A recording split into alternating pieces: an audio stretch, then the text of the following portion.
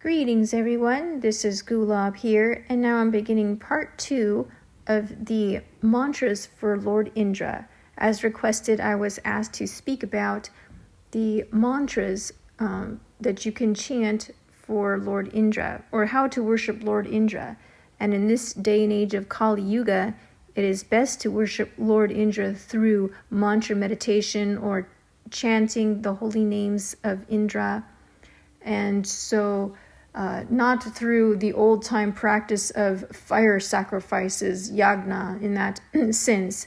So yagna in this day and age, sacrifice means the chanting of the holy names of God.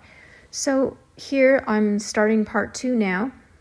This is mantras for particular purposes. Ganesh Puja, okay, I'm just letting my cat out of my room. She's stuck. There we go.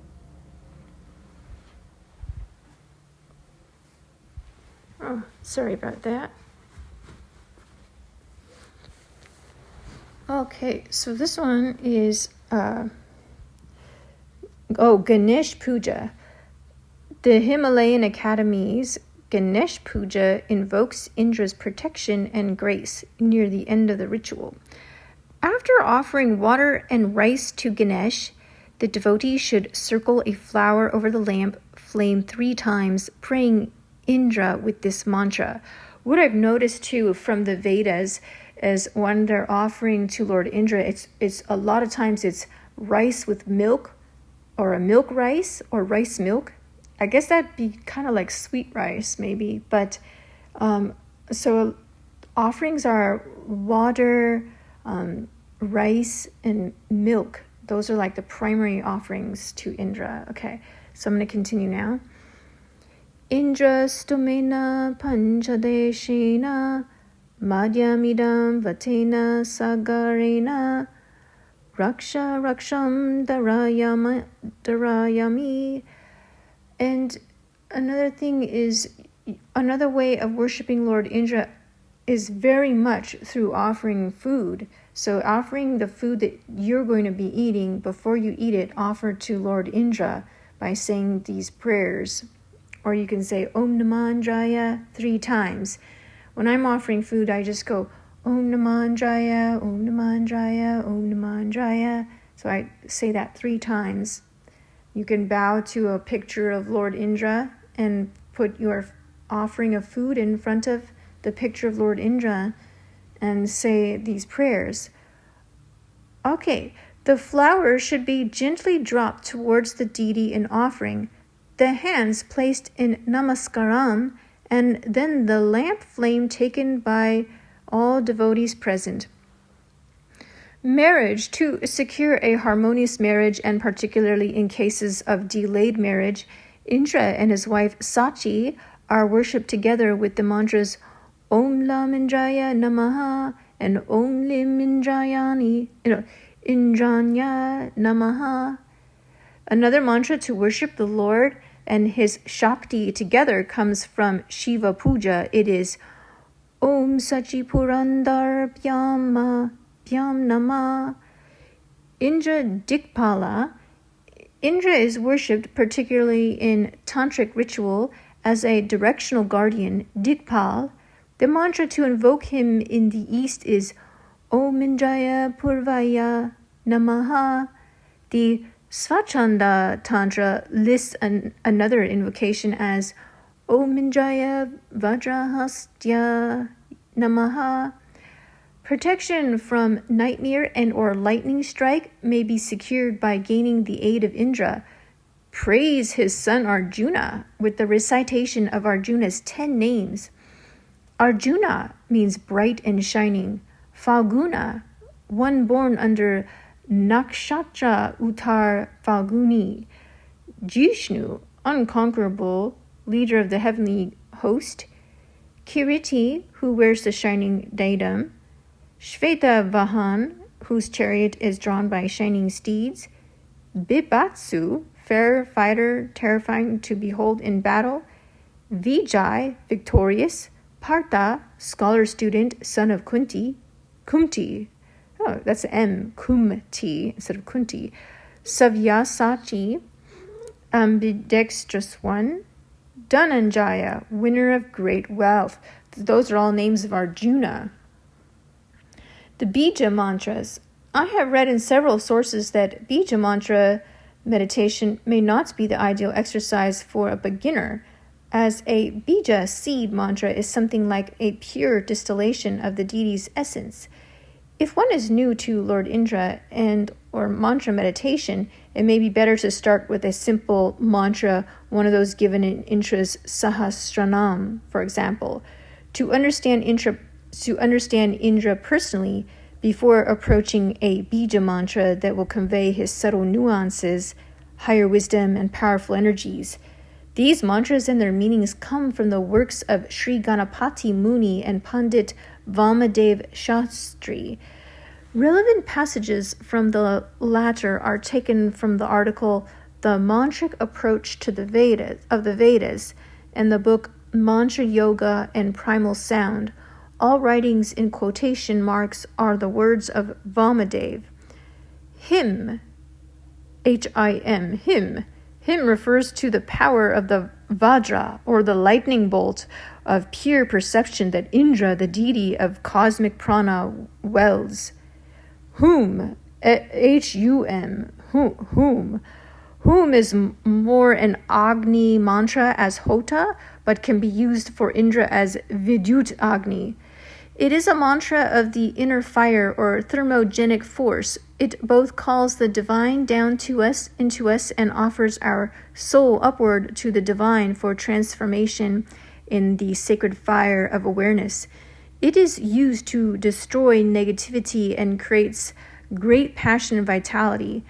As a powerful mantra, it should also be used carefully, yet it can be used in a more gentle manner to invoke divine grace and protection. Through it, we can offer ourselves or our afflictions into the divine for purification and transformation. Hum is a Vedic mantra of Agni or fire. It is the mantra used to make offerings into the sacred fire. It is also used to call or invoke the fire and to make it flame up more brilliantly. It represents the soul hidden in the body, the divine immanent in the world. It governs the earth and the material sphere in general. Im, I-M, Im or I'm? I think it's Im. Another important mantra for Indra is Im, as the Lord of higher perception. That is what Ganapati and Daivrata call the Rigvedic Pranav. Pranav is the cosmic word. Through its power, the secret of all Vedic mantras can be revealed. It is the power of divine light and seeing. It projects an energy and power of perception, the electrical force of seeing. It is the mantric sound of the eyes and the mantra Purusha. The mantra Im allows for the awakening of the Shakti of any mantra and also provides the vision behind the mantra, its knowledge component. Krim is Vidyut Shakti, which is associated with Indra and the supreme prana.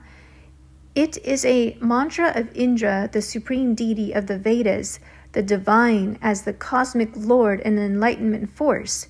Krim is the thunderbolt or Vajra that destroys the serpent of ignorance and releases the light of absolute truth. It represents the force of the atmosphere and carries the supreme life force. Lam is mainly a mantra for Indra as a directional deity, though it also relates to the Vajra. It is also the Bija mantra for the Muladhara. Om. It is the power of divine prana and hearing. It is also associated with Indra as Chandasam, Rishiba, the bull of the chants. Oh, wow, that's interesting. So Om is the power of divine prana and hearing. It is associated with Indra as Chandasama Rishiba, the bull of the chants. I really like that. And actually, that's the conclusion right there. We're at the end of the mantras. So those are the different mantras, ways you can worship Lord Indra. And as I said in my previous video, I just do a very simple chant. I'm just not a complicated person, so I just do Om Namah Jaya, Om Namah Jaya, Om Namah Jaya, Om Namah Jaya, Om Namah Jaya, Om Namah Jaya, Om Namah Jaya. And then I do that as chanting on beads like japa, and then I also do it as bhajan or kirtan.